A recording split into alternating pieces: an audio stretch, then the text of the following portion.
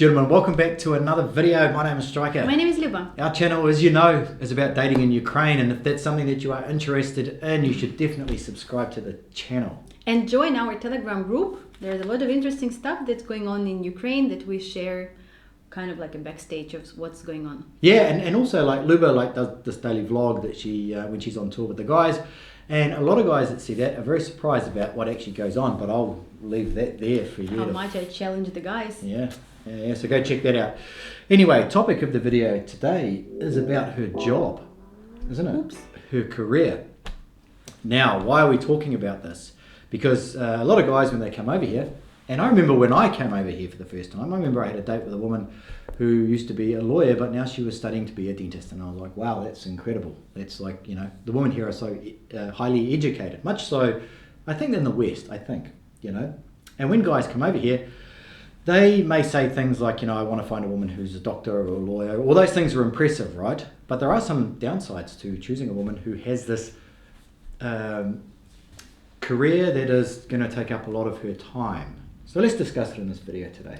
Yes. Since I started 12 years ago, I remember that when I was doing the letter writing and I was working in this agency, like I can't say that now, but I was doing that, and I was surprised when I was looking at the profiles that all of the ladies, it was doctor, lawyer, doctor, lawyer, doctor, lawyer. I was like, what's going on? Like, did they find like a law school and they hire, like, they recruit all the girls from there? Like, what's going on? And then I become a good friends with one girl, Luda. I remember her name was not Luba, but Luda. It's two different names. By the way, like a lot of guys mix it up. My full name is Lyubov and her full name is Lyudmila. So anyway, and she was like panicking before the date. It was my first interaction with her, and she say like, oh my God, like what if he asked me? I said, what? Like, she's like, I'm not a lawyer, like I'm a sales girl, like I work at the shop. And I'm like, well, well, and so this guy was a lawyer as well, so of course he can ask her like some questions on point. And I know that guys paid a lot of attention in the profile, and they think that if, you know, like in our profiles, we have no problem with that. Like the girl really put their position. There's always, it says education, so it can be economist or whatever, and then the profession or like the place of job. So, and sometimes it can be changed, especially like in the last like year, you know, because of change the COVID. Her profession. So always I recommend to ask that, you know, on the first date. It is, if it is important for you, you need to find out it then. There's some mindset about like some professions for the guys from the West that they think lower of some ladies just because of their job, then they think of others. So they think kind of like that if she's a beautician, she's like dummier and lower quality woman than, let's say, a teacher or a doctor. So here in this video, we would like to like give you some inside information about Ukraine and what's actually going on with all these ladies and what kind of educated beautician you can actually meet. Yeah, and I've got two examples of sort of two ends of the spectrum, right? So I dated a woman here in Ukraine for some time, and she was actually an accountant, right? But she hated being an accountant. And when I was dating her, she was a beautician, and she was doing makeup for like kind of freelance weddings. Work. Yeah, weddings, but also like for photo shoots and things like that. She would be called in to do that. And even though in the West, like you would think an accountant, you know, would be getting good money. Here it's like really not that very good money. And being a beautician on a freelance, getting money, I guess, under the table, is obviously a lot better money. So she has better money. So, but if you just met her and she said that she was a beautician, yeah, from the West, with the mentality from the West, you might think, oh, she's a little bit of a dummy. In the West, I was in a long relationship with a woman who was a hairdresser, and yes, she was extremely like not very smart. You know, when you told me that, I thought maybe it's just your opinion and you just like mad at her, that's why you said that. But then I started hearing it from one guy and another guy and another guy, and I'm like for me, like on the West, like all the places that I've been doing the manicure, it was this like Chinese, Vietnamese girls who are sitting like in US and doing the nails. Yes, of course, probably they just like immigrants and they don't really have an education. They just find their way to live, to survive. When in Ukraine, sometimes these beauticians, they are so motivated, they're so driven. So first of all, most of the times what's happening is that exactly what Starker said. You know that in Ukraine, a lot of people, they do have a high education. So my manicure master, she's an economist, she has a master and like she's a bachelor and a master degree in economics, but it's more profitable for her to work as a nail master because like she working for herself, she renting an office, she like doing nails, she making much more money, cash, and she is extremely educated because anytime I come to her, we have such a deep conversation because she always like listening to some podcast. She always like develop herself, not just in the beauty industry, but you know, psychology and you know, some relationship and like, you know, human design, like many things. So people here, they don't just like dummy sit like doing nails all day long. No, they actually like very interesting to talk to people because they talk to a lot of people, you know, and they also like most of the time they do have education. They just don't want to work because it's like it doesn't bring any money. And we know Oksana, like she's a doctor, right? Yeah, she does like cardiologist. She's a cardiologist, but she also did some face massage treatment thing or whatever on me. And she knew what she was doing, and she had this nice little office. You know, she was taking pretty good money in cash. But yeah, she was a cardiologist. Yeah, that was her profession. She was actually a cardiologist, and she has to run away from Donetsk. So she moved to Ukraine, and she said, you know. Normally that would be a red flag, but in this case, it was a real. So she get out of there with her son, and she just become a cosmetologist. She's a good one because I think that cosmetologists should have medical education to be able to help people, not just like do the mask and whatever. No, but actually be understanding like what this pimple is coming from. Maybe there's something with your stomach. Maybe you need to do this or that.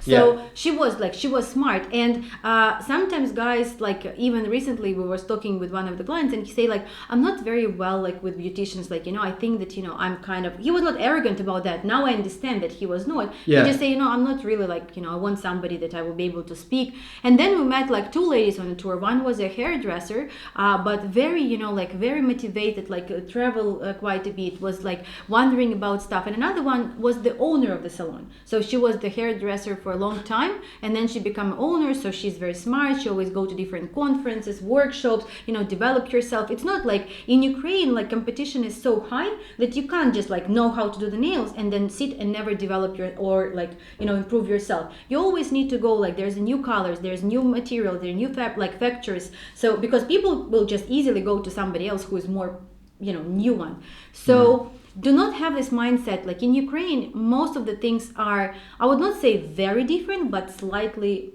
different. I'd say very different. Yeah. But I'll give you another example here actually. We're about to start making this video, and we've got a client here at the moment, and he really likes or had a good connection with a lady who was a doctor, right? And she's working like two jobs, private clinic, I believe, and a public clinic. And now there's COVID and all the stuff that's going on, and she has like really no time for him to build a relationship. Or for them to try and build a relationship, and she may like him, but she has these other commitments. Like, so she's highly driven in her job. She can't just quit her job to hang out. She's a doctor. She's a doctor. Yeah, she's family doctor, GP. And she can't just quit her job because to try and form a relationship, because if that relationship doesn't work, well then she's got no job to go back to, right? So her priority is her job. I'm not sure if she has children or not.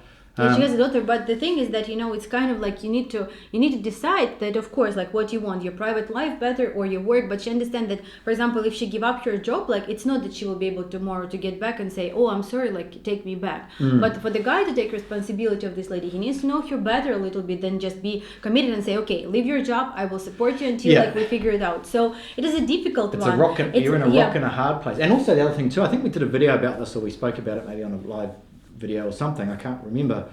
But was it like, so you go and get a woman that's passionate about being a doctor, for instance. When she gets to your country, there's a lot of retraining to do. She can't just go in there and say, hey, look, I'm a highly skilled, well-established doctor that works for a good private clinic. Let me have a job in your country. They're going to say, no, that's not really how it works over here. So some countries it's easier for her to get a job. Some countries that it's not. So you've got to imagine that if you do find a doctor that's worked really hard, specialised in a certain field, she may not be able to get that job in that country. So these are things that you really do need to think about. But if it's, say, a woman who is For me, I think beauticians is the easiest. Like she will come and she will find immediately like hundreds. You can set up a business for her, and her. she can, obviously, she's not supposed to be working for that first part of the thing, but I'm sure you'll. She will find whatever. it, and it's everywhere. Like I have lady. She just moved to UK, and she was asking me if I know anybody. So I have a friend, a Ukrainian couple that moved to UK as well. So I called her. I said, Anna, do you know anybody like who make like they have weddings? So she doesn't want to use like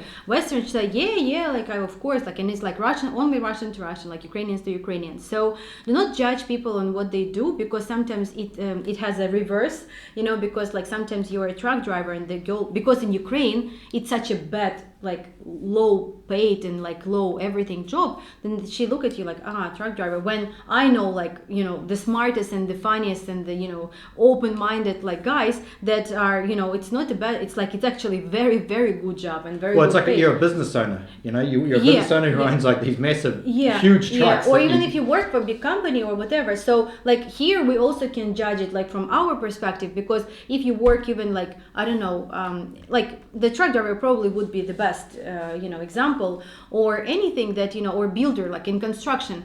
Also here is like I wish my guy would be a businessman, but you making much more money as a constructor than you being sitting somewhere at the office and I don't know, giving mortgages. So anyway, this is our thoughts that we would like to share with you, and it's not even our thoughts, it's more our observation, right? Because we see that from time to time, and we understand that if it happened 1, 2, 3, 5 times already, then you also may question yourself about it. I'll just add one other thing here that I was going to say at the start, but I completely forgot.